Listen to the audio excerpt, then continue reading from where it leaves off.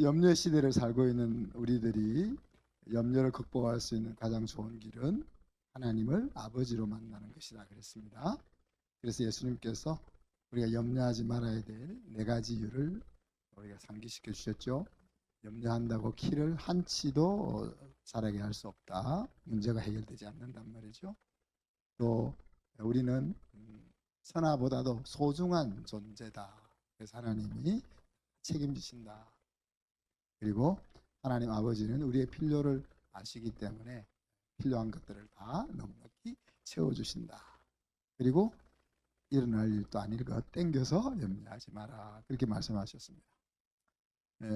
실상 우리가 염려하고 근심하고 걱정하는 것들은 모두 불안정한 마음, 감정을 나타내는 것이다 볼 수 있고 팩트와 좀 거리가 있다 그랬어요. 그래서 행복이나 승리라는 것이 꼭 뭔가를 얻어야 된다라는 그런 관념에 사로잡기 있기 때문에 자꾸 마음이 불안해지는 거다 그랬습니다.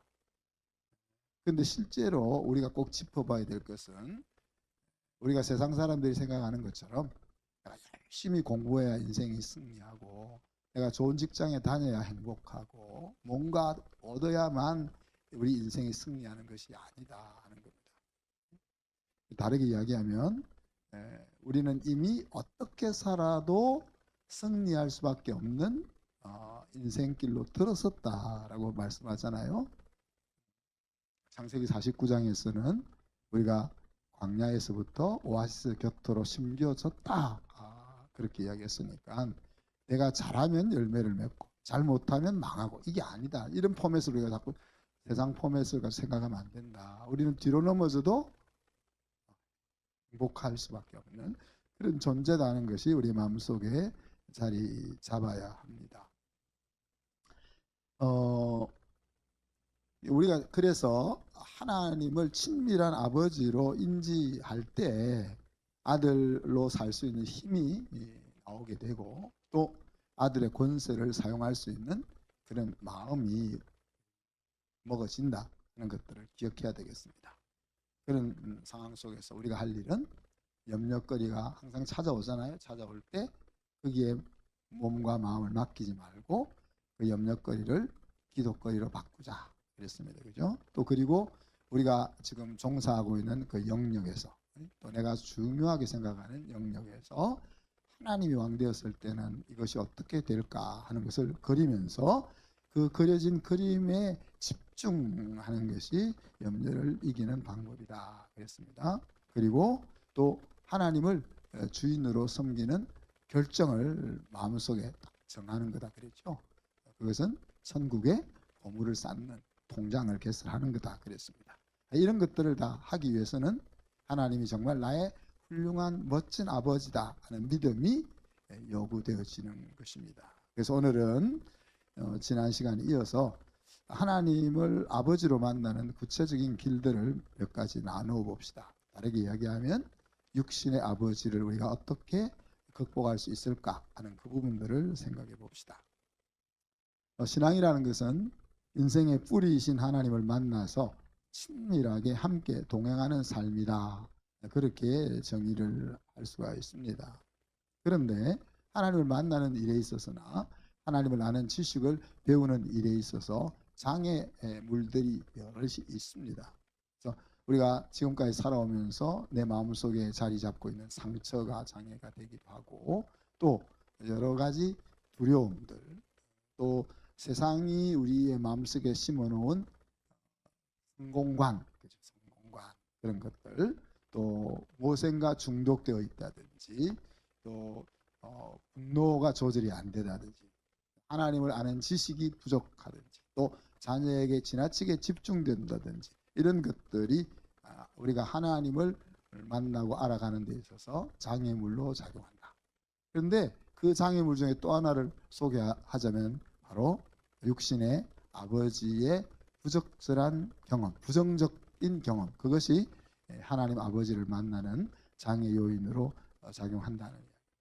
여러분이 한번 잠깐만 한번 생각을 해보십시오. 아마 뭐 평상시 마음속에 자리 잡고 있을 테니까 여러분의 육신의 아버지의 좋았던 모습 그리고 또 싫었던 모습들 그런 것들을 잠깐 한번 떠올려 보십시오. 발표는 안 시킬 겁니다.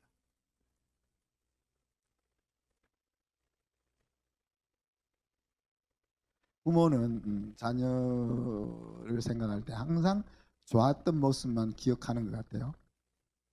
모르겠습니다. 여러분 어떤지 모르겠습니다만은 저희 어머님 아버님은 그랬어요. 이제 살아오면서 저도 애 먹인 것이 있을 텐데 저를 소개할 때는 하나도 애 안 먹인 멋있는 아들로 소개를 하더라고요. 저희 장인어른이나 장모님이 우리 집사람을 소개할 때 그렇게 똑같이 소개를 하더라고요. 우리 아이들은 우리 집사람을 보면서 엄마는 아니었어 그렇게 이야기. 그걸 알고 싶으면 나중에 찾아오시면 자세하게 알려드리겠습니다. 생각해 봤죠? 자, 하나님 아버지 하면 우리에게 아주 익숙한 낱말이잖아요. 항상 하나님 아버지 이렇게 부르니까. 근데 정작은 왜곡되게 우리의 마음속에 자리하고 있다. 그리고 우리의 마음에 느껴지는 그 하나님 아버지의 이미지는 우리의 신앙에 있어서 신앙 형성에 있어서 중요한 역할을 하게 되는데, 하나님 아버지 하면 우리가 신앙생활을 하고 있으니까 세상을 만드시고 우리를 사랑하시고 온 우주를 다스리시는 전능하신 분이다, 그렇게 머리로 생각이 되잖아요. 그죠? 그런데 실상 정말 우리의 마음속에 경험으로 그려진 하나님은 아닐 수도 있다. 왜냐하면 그 마음속에 그려지는 하나님의 영상은 우리가 자라면서 경험했던 육신의 아버지의 그림일 경우가 많다. 오늘 그런 부분들을 좀 짚고 넘어갔으면 좋겠습니다.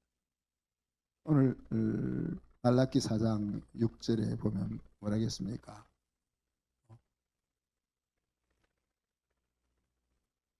두렵건대 내가 와서 저주로 그 땅을 칠까 하노라, 그렇게 말씀을 하셨는데, 크고 두려운 날은 이제 이 세상이 완전히 정리되는 날을 이야기합니다. 그죠? 그런데 그 크고 두려운 날이, 그러니까 우리가 지금은 모든 사람에게 기회가 주어져 있습니다. 내 영원한 인생을 하나님과 함께 멋있게 살아갈 길을 선택할 수도 있고, 그냥 내가 왕이 되어 살아가는 길을 선택할 수 있는 그 기회가 주어지게 되는데, 크고 두려운 날이라는 말은 이제 더 이상 선택의 기회가 주어지지 않는 그 날이 되는 거죠. 그죠? 근데 그 날이 오기 전에 뭐라고 했어요? 내가 선지자 엘리야를 너희에게 보내리니 그랬는데, 엘리야가 죽었다가 다시 살아왔다는 이야기가 아니고 엘리야의 심정과 같은 그런 일꾼을 내가 세상에 보내겠다 그랬고, 이제 그 6장 말씀을 미루어 보면 그 분이 바로 예수 그리스도라 하는 것을 우리가 알 수 있게 됩니다. 그런데 6절에 보니까 그 예수 그리스도가 아버지의 마음을, 하나님 아버지의 마음을 자녀에게로, 자녀가 누굽니까? 우리를 이야기하는 거예요. 우리에게로 돌이키게 하고, 또 자녀들, 여기 자녀들의 마음을 그들의 아버지, 아비인 하나님에게로 돌이키게 하리라 그랬습니다. 그래서 예수 그리스도가 오셔서 하나님과 우리 사이에 깨어져 있던 그 관계를 다시 엮어 주시겠다, 그렇게 이야기했어요. 그런데 그날이 되었어도 다시 아버지와 자녀의 관계가 회복되지 않는다면 저주가 임하게 될 거다, 그런 표현을 썼습니다. 그것을 우리가 좀 더 다르게 해석해 보면, 그러면 정말 아버지가 없는 세상은 저주받은 세상일까 하는 이야기. 자, 가정에서 아버지의 가장 중요한 역할은 뭡니까? 돈 벌어 한 거예요? 든든한 울타리가 되어주는. 실제로 우리가 아버지들이 자녀를 키우는 데 있어서 크게 뭐 역할을 별로 못하잖아요. 그죠? 그렇지만 아버지가 아무것도 하지 않는 것 같아도 아버지는 그 가정을 버티게 해주는 울타리 역할을 하는 겁니다. 그 울타리가 없다 하면, 여러분 우리가 집이 벽이 없고 그냥 기둥만 있다고 생각해요. 기둥만 있어요. 그 기둥만 대리석으로 기둥을 잘 만들었고 바닥도 대리석으로 깔고 그렇게 해놓은 곳에서 여러분 밤이 되면 편안하게 잠을 잘 수 있겠어요? 못자지 다 뚫려 있으니까 불안하다. 불안하다. 사람들로 하여금 정서적으로 안전을 느끼지 못하게 한다는 이야기. 정말 다르게 이야기하면 가정은 있는데 가정이 보금자리가 아닌 거죠. 다르게 직설적으로 이야기하자면 부모가 있어서 가정에서 살고 있는데 마치 부모가 없는 고아원에서 살고 있는 것과 같은 생활을 우리 자녀들이 하고 있다 하는 이야기. 고아들이 갖고 있는 대표적인 성향이 뭡니까? 불안함이죠. 조금 전에 이야기한 것처럼 울타리가 없이 그냥 기둥만 있는 집에서 머물고 있는 것 같은, 벽이 뚫려 있는 집에서 사는 것 같은 그런 것. 이런 것, 그뿐만 아니라 이제 내가 좋은 아버지를 경험 못하면 어때요? 나도 내 자녀에게 좋은 아버지의 경험을 못 물려줘요. 그래서 이거 만약 그대로 계속 가게 되면 점점 더 사회가 악순환의 길로 빠져들게 되는 거죠. 그렇죠? 예수님을 통해서 원수되었던 하나님과 우리 사이에 부자 관계가 회복된다 그랬습니다. 그런데도 그 속으로 들어가지 않으면은 저주스러운 인생을 살게 된다 하는 이야기죠. 지난주 가정교육 세미나 컨퍼런스에 다녀오면서 이런 생각이 들었어요. 제가 이제 올해 말 되면 여러분과 같이 보기는 보지만 이제 좀 멀리 떨어져서 보게 되잖아요. 근데 그러다가 제가 이제 천국에 먼저 가서 여러분이 왔나 딱 보는데 안 보이면 어떨까 하는 생각. 이 중에 지금 보고 있는 사람 중에서 우리 사라 아빠 안 보이면 어떨까, 사라 신랑 안 보이면 어떨까 이런 생각이 진짜 드는 거예요. 그래서 지금은 우리가 뭐 당장 오늘 내일 헤어질 것도 아니고, 그래서 제가 좀 여유 있게 이야기하잖아요, 그죠? 근데 그렇게 생각하니까 야, 이거 마냥 우리 사라 신랑한테 그냥 마냥 이렇게 그냥 보고만 있으면 안 되겠다, 이런 생각이 드는 거예요. 그래서 좀 자주 만납시다 앞으로. 그래서 여러분 이렇게 보던 사람 중에 천국에 가서 안 보이면 아유 잘 안 보이네 이런 생각이 들면 안 되잖아요, 그죠? 야, 걔가 왜 안 보이지? 이런 마음이 들었습니다. 그래서 이제 제가 이렇게 대학 다닐 때 전도를 열심히 하다 보니 요즘 직접적으로 전도를 잘 안 하거든요. 이제 제가 사회 봉사를 하다 보니까 거기서 만나는 사람들이 교회 오고 싶다 해도 그냥 괜찮다고, 우리 교회 안 와도 된다고. 우리 교회 오면 좀 안 좋을 것 같아서. 근데 이번 주에는 이제 김치 담는 봉사를 갔다가 이제 그 같이 봉사하시는 제 아주머니가 이제 막걸리를 드시면서 뭐 이런 막걸리가 좀 취하니까 이야기, 목사님 자기는 자기 딸과 자기는 술을 잘 마신대. 근데 자기 신랑과 아들은 술을 안 마신대. 그러면서 하는 말이 자기들이 요 옆에 로뎀교회도 다니고 그랬었는데 엄청 열심히 신앙생활을 했다는 거야. 한 15년 전까지 열심히 신앙생활을 했는데 그 교회에서, 로뎀교회를 이야기하는 건 아니고 어떤 교회에서 그 교회 건축을 하는데 그 당시에 각 한 사람마다 100만 원씩 다 그 건축원금을 하라고. 끝까지는 괜찮은데 안 하면 되니까 막 전화를 해가지고 왜 안 했냐고 막 그러시고, 예배 때마다 계속 그렇게 이야기하시고, 그러니까 가족들이 다 실족을 해가지고 지금까지 이제 교회를 안 다닌다고 하시더라고요. 이제 제가 예수 믿는 목사 냄새만 풍기거든요. 냄새만 밥 사주고 뭐 커피 사주고 좋은 이야기 해주고 격려해주고 냄새만 풍기니까 이제 사람들이 이제 나이가 드니까 자꾸 교회에 오고 싶은가 봐요. 근데 저런 분은 우리 교회 오면 안 되겠다 싶은 사람 제가 라고. 근데 이분은 와서, 그래서 이분한테 제가 그러세요. 그러면은 우리 교회가 이제 10월 달쯤 되면은 이제 예배당을 헌당할 텐데 그때부터 신앙생활 합시다. 알았다고. 그래서 한 가정을 지금 10월 달에 데리고 올 생각이에요.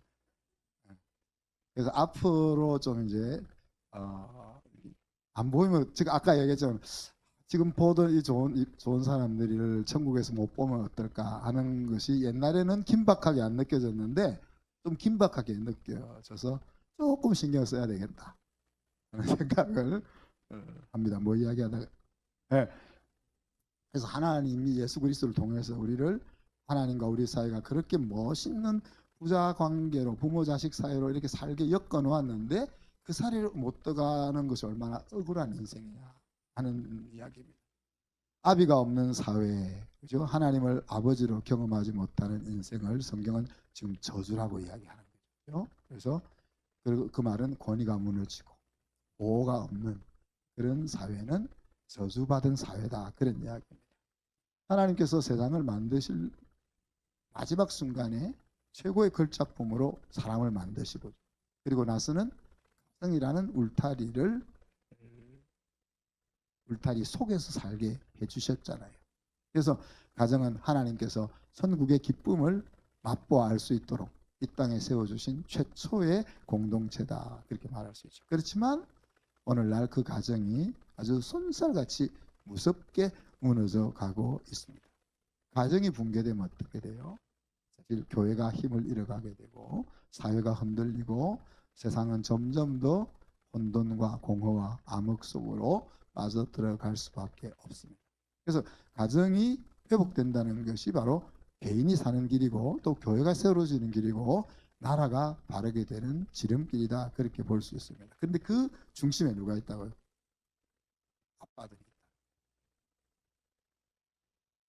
요즘 우리가 다 힘을 잃어가지고 여자들한테 권위를 다 넘겨줬고 심지어는 와이프가 돈을 더 잘 버는 집도 많잖아요. 그래서 우리가 아빠들이 권위가 다 떨어졌지만은 그럼에도 불구하고 가정의 중심은 아버지다.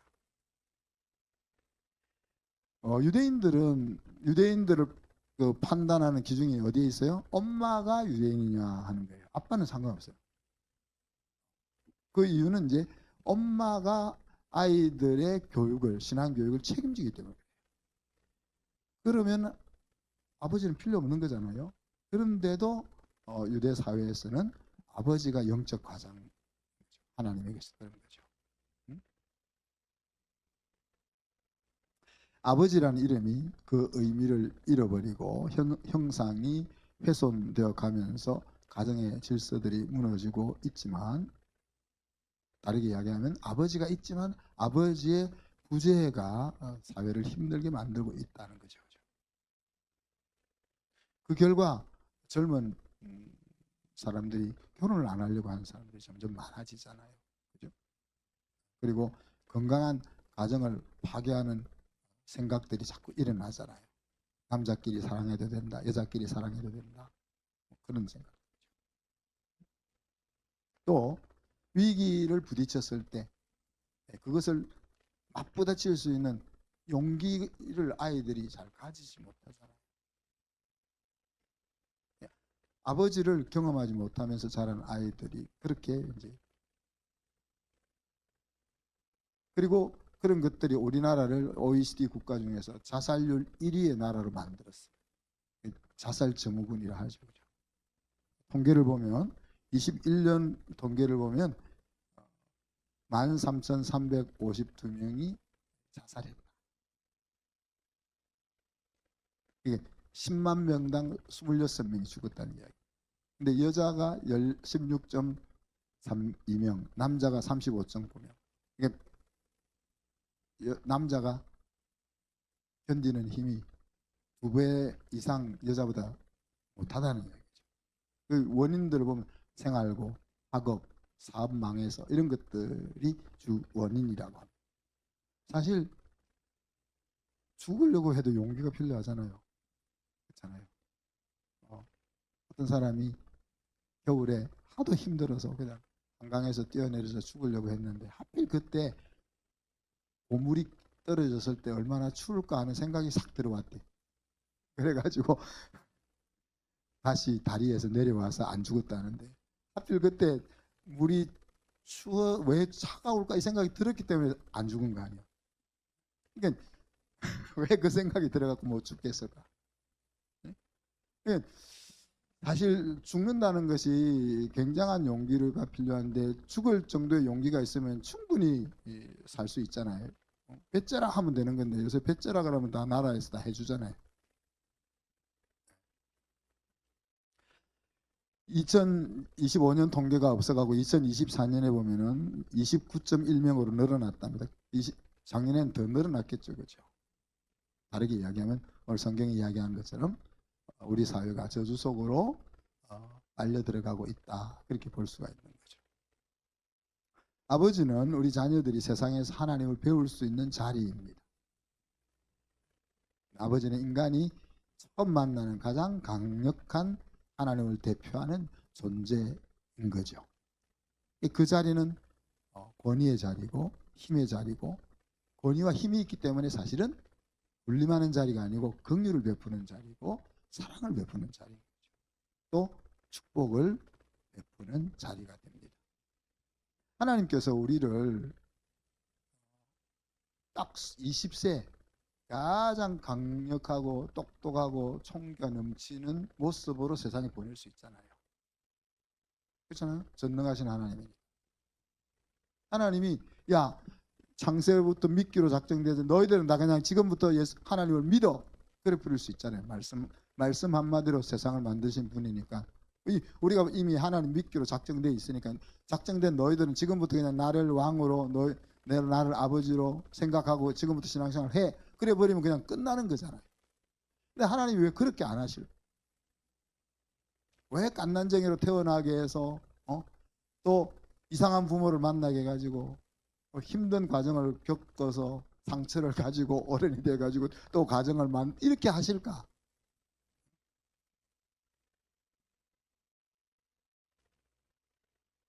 가정에서 아버지를 통해서 하나님 아버지의 마음과 사랑을 배우게 하시려고 하는 거죠.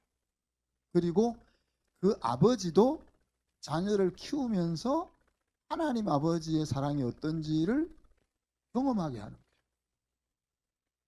우리가 자녀를 키워보지 않았다면 하나님이 우리를 얼마나 사랑하시는지를 어떻게 피부에 와닿게 어떻게 알 수 있겠어요?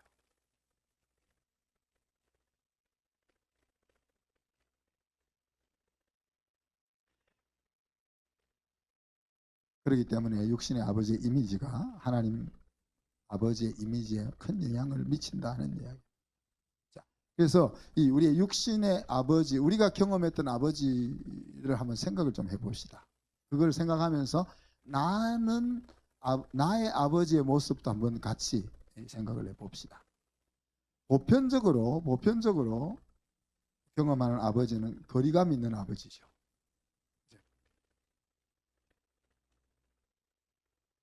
거리감 있는 아버지를 우리가 경험하기 때문에 감정적으로 자신을 잘 표현하지 않고 사무적인 인생을 살아가는 경향이 많습니다. 그래서 뭐가 필요할 때 그냥 아버지한테 아버지 나 이것이 필요해 라고 그냥 가서 아무 생각 없이 말할 수 있는 그런 관계가 돼야 되는데, 두 번째 또 좀 많이 경험하는 아버지의 유형이 뭡니까? 연약한 아버지, 앞에서 이야기했죠. 힘센 어머니와 연약한 아버지. 그래서 아들들은 강한 여자에 대해서 분노를 가지는 거죠.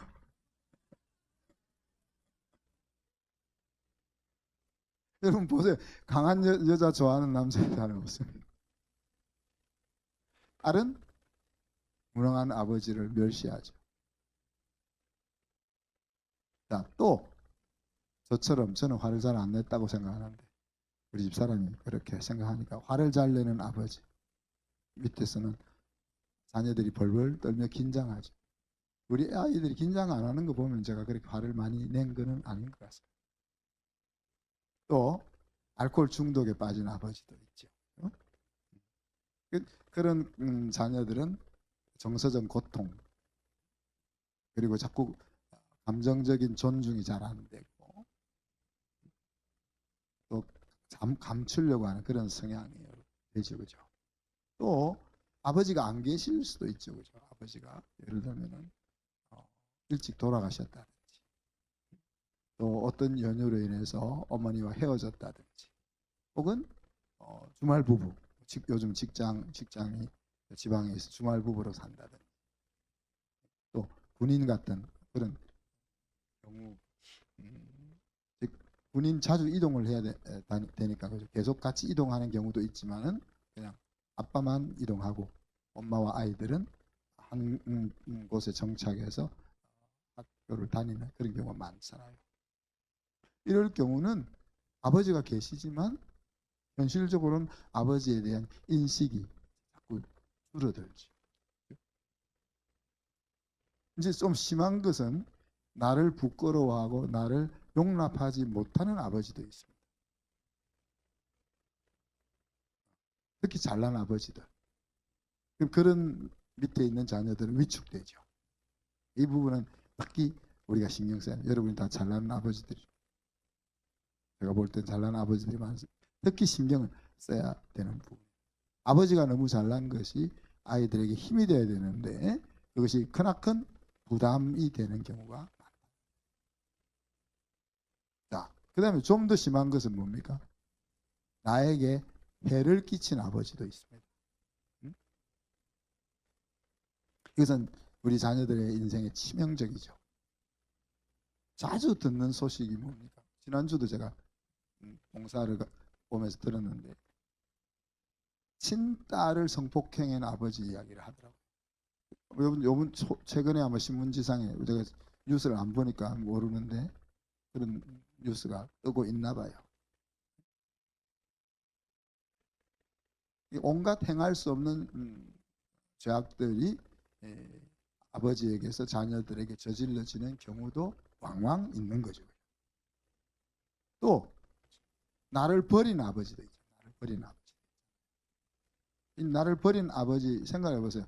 나를 낳아준 이 세상에 있게 한 아버지가 나를 버렸다 하는 것이 우리 그 자녀들의 인생을 살아갈 때 마음속에 어떤 그림을 그리게 될 것이냐. 실제로 고아원이나 이런 시설에 살고 있는 아이들의 70%가 부모가 생존하고 있다. 그 말은 뭔 말이에요? 부모가 있지만 부모가 자녀를 버렸다는 거죠. 그 집 이야기가 아닙니다. 그런 아이들의 마음이, 그렇게 성장한 아이들의 마음이 어떤 연유로든 복음을 통해서 순화되지 않으면은 그것이 어떻게 되겠어요? 자기 인생을 힘들게 하고 사회를 힘들게 하는 곳으로 나가게 돼요. 이것이 남의 일이 아니라는 거예요. 남의 일이에요. 남의 집의 일이지만 그 일은 결국 우리의 일이라고 우리가 알아보아야 하는 겁니다. 자, 마지막으로는 저처럼 좋은 아버지가 있어요. 그런데 좋은 아버지로에게도 상처를 받을 수 있다는 것이 사실입니다. 그렇지만 이제 좋은 아버지는 우리가 좀 쉽게 회복이 되죠. 자녀도 쉽게 회복이 되는데, 자, 여러분이 경험했던 아버지, 제가 언급하지 않았던 내용이 있을 수도 있고, 또 여러분은 지금 여러분의 자녀에게 어떤 아버지 하는 것들을 한번 생각해 보십시오. 이런 경험들이 오늘 성경이 말하는 그 아버지 하나님을 바로 경험하지 못하게 가로막는 요인이 된다는 이야기죠. 사실 우리 아버지도 아버지 때는 초보 아버지였잖아요. 우리도 마찬가지고. 그렇지만 야, 내가 초보여서 그랬다. 그러니까 괜찮아. 이렇게 퉁치고 지나갈 수는 없잖아요. 그렇게 다르게 이야기하면 그 초보의 고리를 어디선가 끊어줘야 된다. 끊어줘야 된다. 다르게 이야기하면 패러다임 시프트가 일어나야 된다는 이야기. 여러분, 패러다임 시프트는 어떤 때 일어납니까? 자, 예를 들어서 물이 그냥 가만히 있을 때는 0도에서 100도 사이에서는 그냥 물이잖아요. 에너지가 들어가도 이것은 겉으로 볼 때는 그냥 액체로서 변화가 없어요. 그런데 100도가 넘어가면 그때부터 이제 수증기로 바뀌면서 상의 변화가 일어나죠. 그러니까 0도부터 100도가 될 때까지는 패러다임이 바뀌지 않고 있는 거예요. 그러니까 이 100도가 될 때까지 에너지가 들어가야 그때 이제 상이 바뀌는, 패러다임이 바뀌는 일이 일어난단 말이에요. 우리가 하나님을 신앙하는 자리에 들어올 때 패러다임 시프트가 일어나서 들어온 거예요. 우리가 예를 들어서 야, 성경을 읽고 야, 하나님이 이렇게 좋은 분이구나, 그래서 나 이제부터 하나님을 믿어야 되겠다, 그렇게 누가 들어온 사람이 있습니까? 성경을 공부하다가 하나님 우리 인생의 미래를 다 준비해 놓고 계시구나, 그러니까 하나님을 믿어야 되겠다, 그렇게 들어온 분이 있습니까? 내가 왕이 되어 살던 인생을 접고 하나님이 하나님에게 내 인생을 맡기면 멋있게 살 수 있을 것이라는 생각이 들려면은 내가 내 마음에 평상시 들어오던 그 사랑의 감정의 100배는 커져야 그런 결정을 할 수, 패러다임을 바꿀 수 있는 일들이 일어난다. 우리가 연애할 때는 어떻습니까? 우리가 프로포즈 할 때 비싸고 멋있는 선물을 딱 사서 쫙 하잖아요. 그냥 와규 한 번 사주고 마음을 뺏을 수는 없는 거죠. 그죠? 와규의 100배는 되는 그 마음의 감동이 주는 것으로 탁 가야 이 남자가 나를 정말 사랑하는구나, 이런 마음을 우리가 그 패러를 바꾸죠.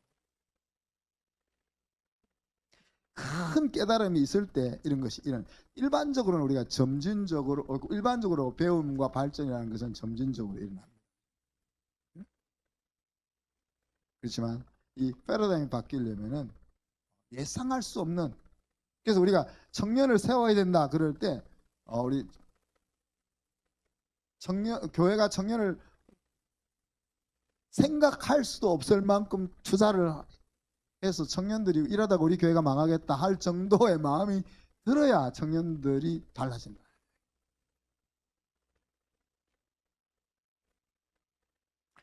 저와 여러분이 믿고 의지하는 하나님은 우리가 세상에서 경험했던 그런 아버지가 아닙니다. 우리 아버지 하나님은 예수님을 십자가에 달아놓고 6시간 동안 눈물을 흘리며 고통을 참으셨던 아버지입니다.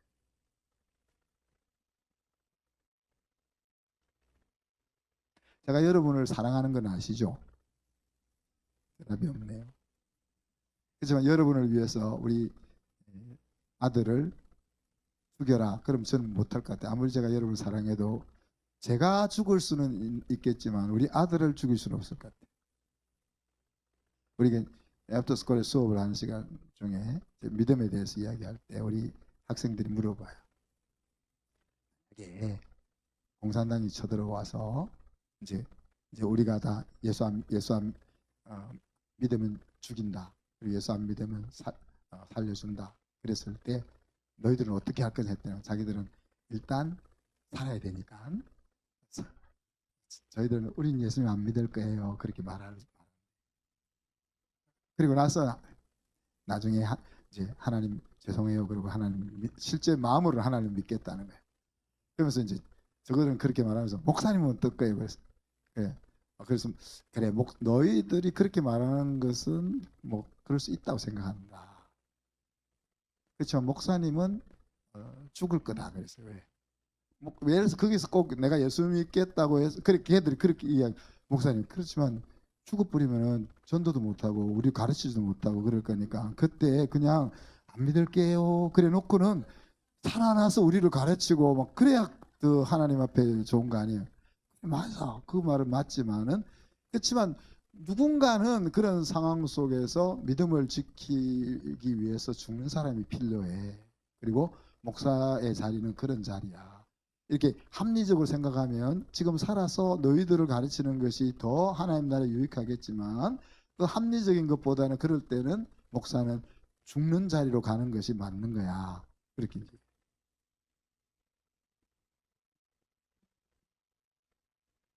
근데 하나님이 예수님을 십자가에 달아놓고 6시간 동안 그런 눈물을 흘리면서 고통을 참으셨던 아버지가 우리의 하나님이다.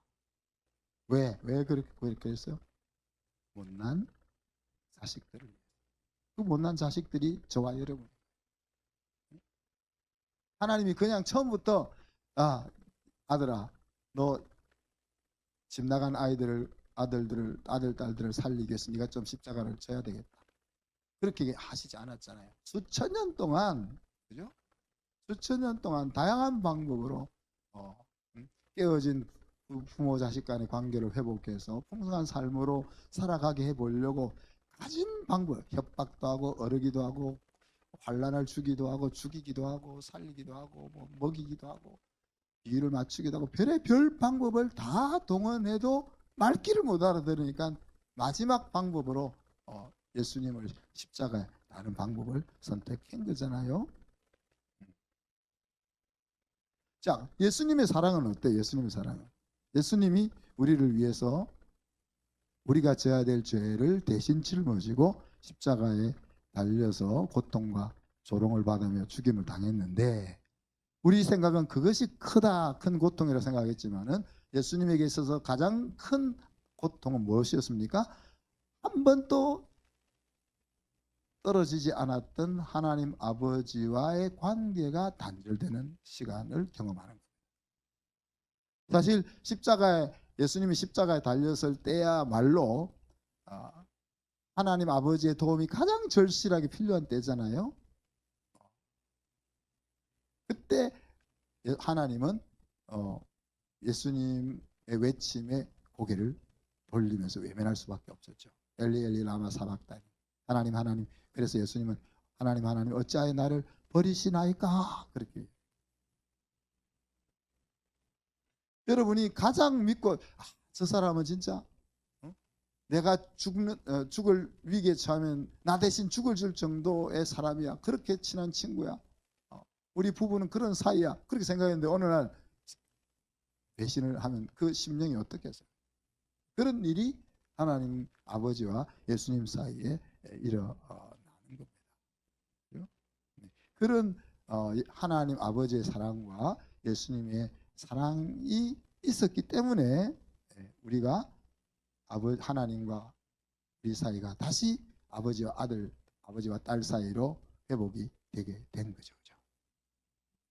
만약에 우리가 아버지를 모른다면 율법 가운데 신앙생활을 하더라도 율법 가운데 살아갈 수밖에 없다. 하나님 하라는 거 지키. 인생을 누리지 못하는 거예요.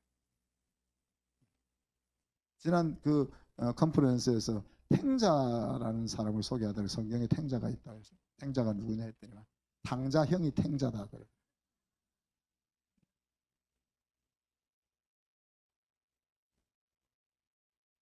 탱자는 그러니까 아버지의 아들로 살지만 항상 아버지를 만족시키지 않으면 아버지에게서 버림받을까봐 유산 상속 못 받을까봐 두려워하면서 멍에를 메고 힘들게 살아가는. 그러니까 우리가 하나님을 아버지로 만나지 못하면 탱자처럼 산다는 거예요. 불안한 마음. 우리가 하나님을 의지하지 못하고 불안한 마음 속에 살고 있다면 아버지로서의 하나님을 만나지 못한 까닭이다. 그렇게 생각해야 되지 않겠습니까? 저와 여러분이 어떻게 아버지에 대한 부정적인 이미지를 벗어버릴 수 있겠어요? 잊어버리면 될까요? 잊어버려질 수가 없어요. 잊어버릴 것 같으면은 일도 안 일어났어야 돼. 일단 내 기억 속에 들어와 있는 것들은 잊어버리려고 해도 잊어버려지지 않는 거예요. 왜? 이게 처리되지 않으면 잠재의식 속에 들어가 있다가 썬뿌리로 남아있다가 필요할 때마다 그것이 돋아나가지고 다시 생각나고 다시 생각나게. 그래서 처리를 해야 돼. 잊어버리는 것이 아니라 처리를 해야 되는 거예요. 자, 처리를 할 때 아버지가 이제 예수를 믿고 정신을 차려가지고 그때 내가 정말 미안하다. 그때는 아빠도 초보 아빠라서 어떻게 해야 될지 몰라가지고 너에게 그렇게 했던 것 죄송해 미안해. 내가 앞으로 남은 인생 살면서 갚을게.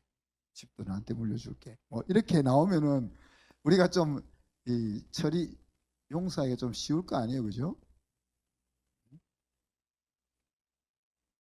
근데 성경은 그렇게 말하지 않고 용서를 통해서 내 속에 있는 부정적인 감정 경험을 이겨라, 그렇게 말하는. 다르게 이야기하면 아버지를 용서하는 것이 부정적인 아버지의 경험을 넘어서는 길이다, 그렇게 이야기합니다. 깨어진 인간관계에 대한 하나님의 해결책은 용서하는 거예요. 용서는 첫째는 상처 입은 사람을 위해서 용서하라는 거예요. 나를 위해서 용서하라는 거예요.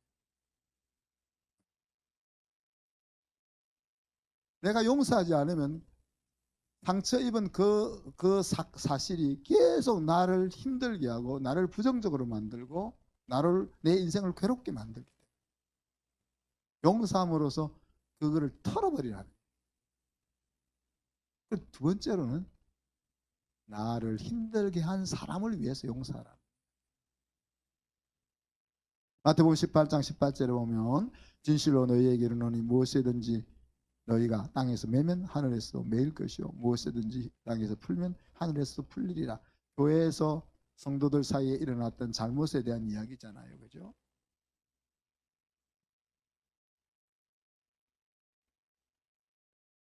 내가 나를 힘들게 한 사람을 용서하면 그 용서를 통해서 나를 힘들게 했던 사람이 다른 인생으로 돌아올 수 있는 길이 열린다 하는 이야기.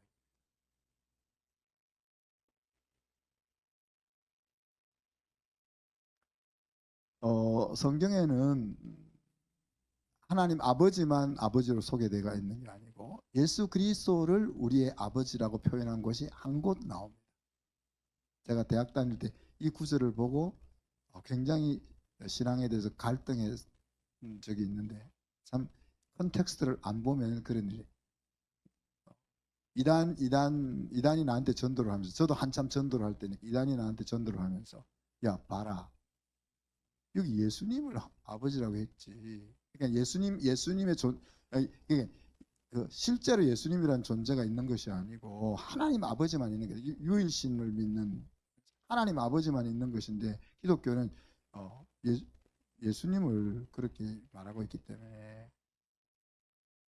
근데 그 앞에 보니까 이사야 9장 6절에 보면 이렇게 이야기해요. 그는 기묘자라 모사라 전능하신 하나님이라 영존하신 아버지라 평강의 왕이라 그랬어요. 그러니까 요 말만 딱 보면 뭐예요? 영존하신 아버지라 했으니까 예수님은 아니야. 근데 앞에 5절을 가보면 한 아기가 그에게서 났으니 예수에 대한 이야기. 예수님이 하나님 아버지라는 말이 아니고 예수님이 영적인 자녀인 우리에게 영존하신 아버지 같은 이미지가 있다는 이야기를 하고 있는 거예요. 그래서 컨텍스트를 여러분 이제 제가 성경을 볼 때 항상 컨텍스트를 보라는 이야기. 오늘 말씀 엑스티켓은 나는 육신의 아버지를 넘었을 것인가 하는 거예요. 넘었을 것인가.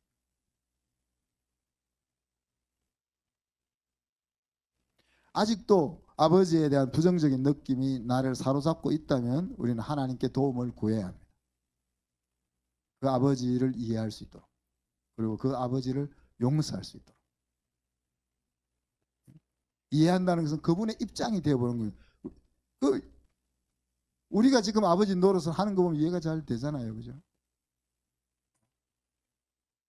그리고 한 걸음 더 나아가서 그 아버지에게 사랑한다고 고백하는 거예요.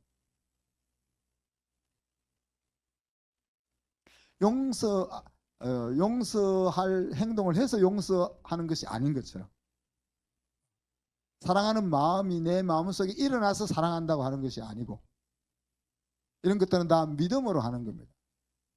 나를 사랑하는 하나님이 하라고 하시니까 하게 되면 놀라운 역사가 일어나겠다고 하시니까 그래서 하는 겁니다. 사랑하는 감정이 생기면 내가 우리 아빠한테 사랑해요 하는 것이 아니고 예수 그리스도의 이름을 의지해서 믿음으로 아빠 사랑해요 라고 하라는 이야기죠. 그러면 하나님이 진짜 미웠던 아버지를 용서할 마음이 내 마음속에서 일어나게 하시고 또 진짜 사랑하는 마음이 일어나게 해주신다 하는 이야기. 또한 우리가 우리의 자녀들에게 바람직한 아버지의 이미지를 주지 못했다면 우리는 아이들에게라도 용서를 구할 수 있는 용기를 가질 수 있도록 기도해야 돼요. 그렇잖아요. 우리의 아버지가 우리에게 그거를 못했기 때문에 우리가 지금까지 살아오면서 힘든 마음의 아픔을 가지고 살았는데 우리 자녀에게 꼭 너도 나처럼 그렇게 그런 과정을 겪어서 하나님을 경험해 그렇게 할 건 없잖아요. 이미 우리가 그거를 깨달았다면 우리는 우리 자녀에게는 긍정적으로 하나님 아버지를 볼 수 있도록 우리 자녀를 대해줘야 될 거 아니에요. 우리가 생각할 때 우리 아이들이 감정적인 안정감을 가지고 무엇이든지 신나게 그리고 용기 있게 그렇게 행할 수 있는 그런 태도를 가질 수 있도록 영향을 끼치지 못했다면 우리가 우리 자녀들에게 미안하다 용서를 구하고 앞으로는 그렇게 애쓸게 라고 고백을 해야 될 줄 압니다. 그래서 우리의 자녀들이 아버지로서의 하나님의 이미지와 사랑을 가슴에 경험하고 살아갈 수 있도록 그렇게 기도했으면 합니다. 오늘 말씀 생각하면서 1, 2분 동안 기도합시다. 감사와 용서로 하나님 아버지를 만나게 해주십시오. 그러기 위해서 이번 한 주 동안 우리 육신의 아버지를 용서하고 또 사랑한다는 고백을 할 수 있게 하시고 또 우리 자녀들에게도 좋은 아버지가 될 수 있도록 아버지가 될 수 있도록 우리가 액션을 오늘을 기점으로 해서 행할 수 있게 주시옵소서. 같이 한번 기도합니다. 사랑과 은혜를 감사합니다. 하나님의 크신 사랑과 예수 그리스도의 크신 사랑을 통해서 무너졌던 아버지와의 관계를 회복시킬 수 있게 하시고 우리에게 육신의 아버지를 통하여 이 세상에 태어나게 하셔서 감사합니다. 우리가 가지고 있는 여러 가지 부정적인 경험들을 그리스도의 사랑으로 극복할 수 있게 해주시고 아버지를 용서하며 사랑한다는 고백을 통해서 아버지를 회복시키고 나도 회복되게 하여 주시며 또한 우리 자녀들에게도 좋은 아버지로서의 삶을 살아갈 수 있는 저희들이 되게 하여 주옵소서. 감사드리며 예수 그리스도 이름으로 기도하옵나이다.